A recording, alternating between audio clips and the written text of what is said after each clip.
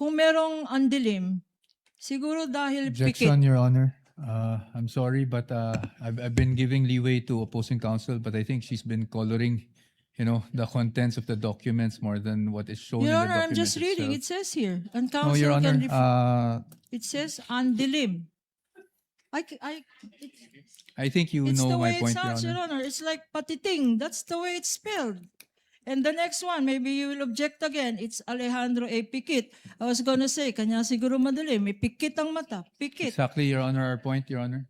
Showing to you, Mr. Witness, this exhibit.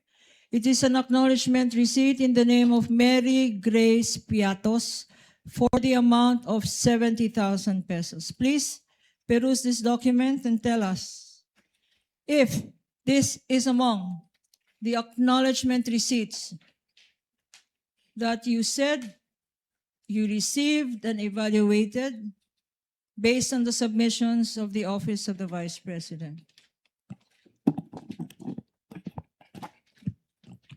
This AR po is among the acknowledgement receipts submitted by the OBP to ICFAO. Before we go to this particular exhibit, in the name of Mary Grace Piatos for 70,000 pesos, tell us, Mr. Witness, ano ba talagang ibig sabihin ng acknowledgement receipt? Well, kapag sinabing acknowledgement, actually wala siyang provision dun sa joint circular, pero ito kasi ay parang proof of na-receive noong payee yung binayad sa kanya. So, acknowledgement receipt, as the name suggests, acknowledges na na-receive. Na-receive niya yung payment from the payor po. So, ina-acknowledge ng isang Mary Grace Piatos na tumanggap siya ng magkano? Based from this acknowledgement receipt po, tumanggap po si Mary Grace Piatos ng 70,000 pesos for the payment of rewards, close and open parenthesis, medicines. Ano, bakit dalawa to? Payment of rewards tsaka medicines. Anong ibig sabihin? Ang binayad sa kanya na reward ay gamot? Hindi ko po ma-determine based on this document alone po, kaya po kami nagpapasubmit ng additional documents. And also, since it is payment of rewards po, hindi rin po enough lang na acknowledgement receipts. Kailangan din pong ma-comply yung provision noong joint circular as to the payment of rewards. Okay. So, itong Mary Grace Piatos acknowledgement receipt ay sinasabi mo na violation ito ng joint circular. Bakit? Dahil hindi po ito properly supported by document evidencing success po, which is required under 4.8.5 of the joint circular 2015-01. Okay. Incidentally, Mr. Witness, pag merong pangalang Mary Grace Piatos, kayo ba ay nag-i-investigate o kasama ba ng post-audit nyo ang mag-ascertain sino ba itong Mary Grace Piatos?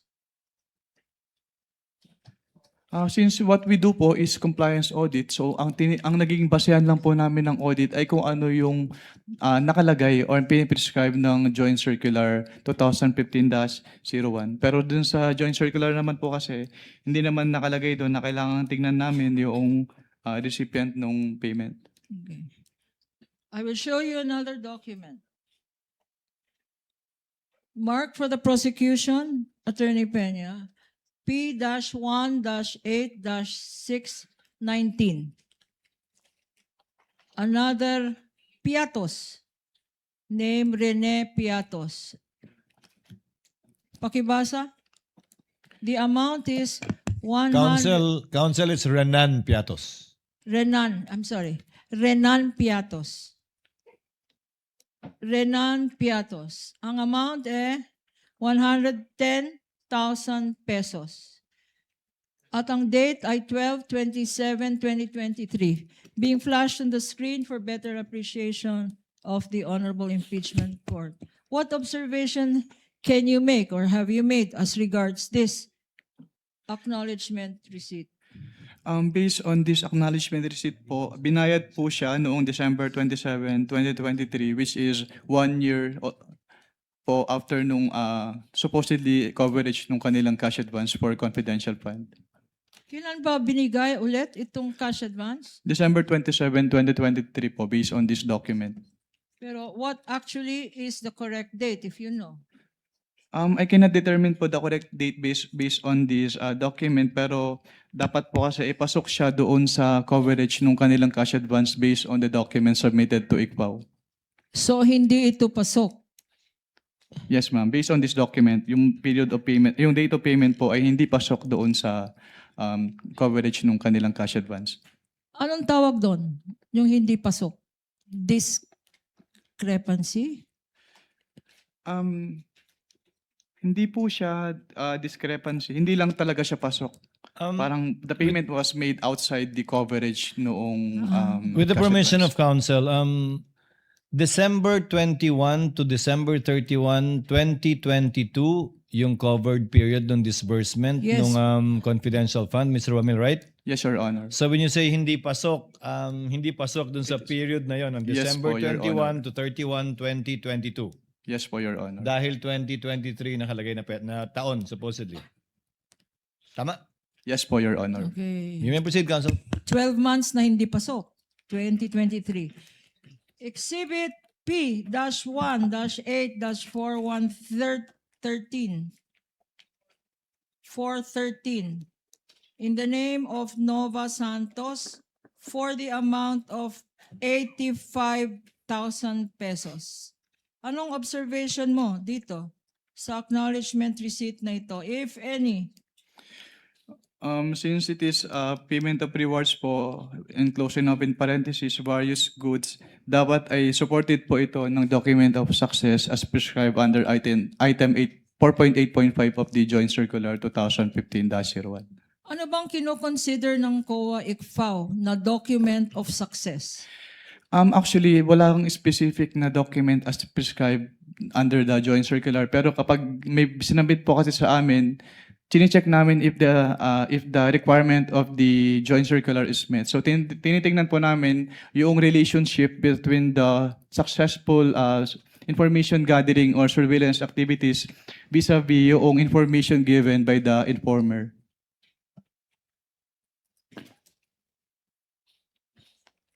I'll show you now. P-8-1-8-531 in the name of Miko P. Harina for 295,000 pesos. Again, ang nakalagay dito, hindi pasok. 12/31/2023. Leading, Your Honor. Objection. Okay, I will reform. Kindly reform, What counsel. can you say, what can you observe about the date indicated there, if any? The date po indicated in this document is December 31, 2023 as the date po nung receipt of payment by the And what payee. significance can you draw, if any, from this date? It is outside po dun sa period po nung kanilang disbursement, which is December 21 to 31, 2022. And the purpose? Ano yung purpose na naka-indicate dyan? Ang nakalagay po ay payment of purchase supplies. Okay. Itong purchase supplies na ito, 295,000 worth of purchase of supplies. What documents, if any, were submitted Ang sinamit to po nila, indicate ano ang mga supplies worth 295,000 na binili nung 1 year after, 12/21/2023. Meron bang dokumentong sinubmit? At kung meron, ano-ano yun? wala po silang document na sinamit. Ito lang pong acknowledgement receipt. P-1-8-643 in the name of Janice Marie Revilla. Na-investigate mo ba kung kamag-anak to ni Senator Bong Revilla? Mr. Witness? Mr. Witness? That is beyond na po of our scope of audit. Okay. And the amount is 70,000 pesos. Again, for purchase of information dated 12/28/2022. Any observation on this acknowledgement receipt? Wala naman po akong nakitang observation dito sa acknowledgement receipt na ito. Since yung purchase of information is among those allowable expenses naman po under the Joint Circular 2015-01. Patiting. Patiting. P-1-8567 for 150,000 pesos. 12/23/2022. Parang hindi katiting ito. Patiting. For purchase of information. Ang observation mo? Any observation? Since ang allowed naman po ang purchase of information under 4.8 of the Joint Circular, wala naman po akong nakitang observation with respect to this acknowledgement receipt. P-1-8-545 in the name of Odi or Andy C. Lim for 50,000 pesos.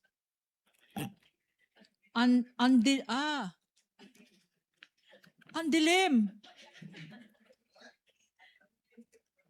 Kanya ko pala hindi mabasa. Andilim. Para kay Andilim. 50,000 pesos. Ang date, 12/21/2023. Ano ang observation mo ulit? Kung meron man. Yung date of payment po, December 27, 2023, is outside the coverage po nung kanilang period of disbursement, which is December 21 to 31, 2022. Kung merong andilim, siguro dahil Objection, pikit. Your Honor. I'm sorry, but I've been giving leeway to opposing counsel, but I think she's been coloring, the contents of the documents more than what is shown in Your the Honor, I'm document just reading. It itself. says here. And No, Your counsel Honor, can it says andilim.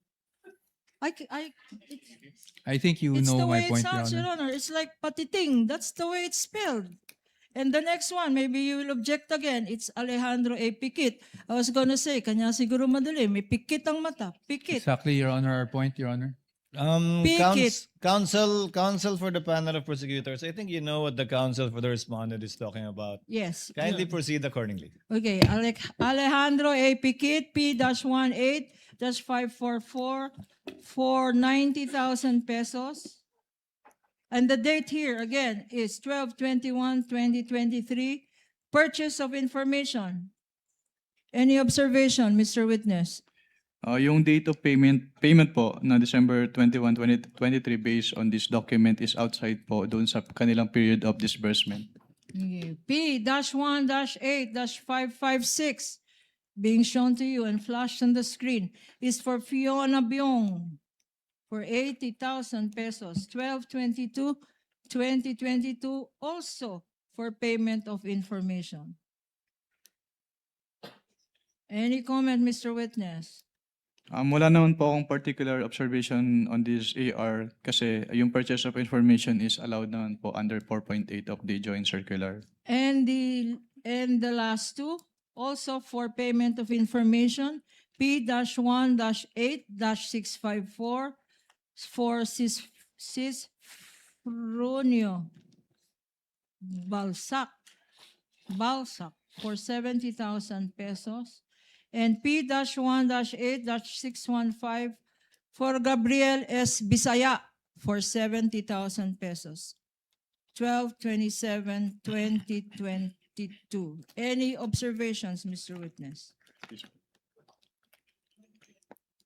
Yung date of payment po ng December 27, 2023, which is outside the coverage po nung kanilang period of disbursement. Now, having shown you selected few of these 845 acknowledgement receipts, can you confirm now that the ones shown to you and those that are part of your summary stated in your tabulation are the documents submitted to you by the Office of the Vice President by way of liquidation of monies allegedly paid to alleged payees and for alleged purposes? Yes po, ma'am. I will go now to the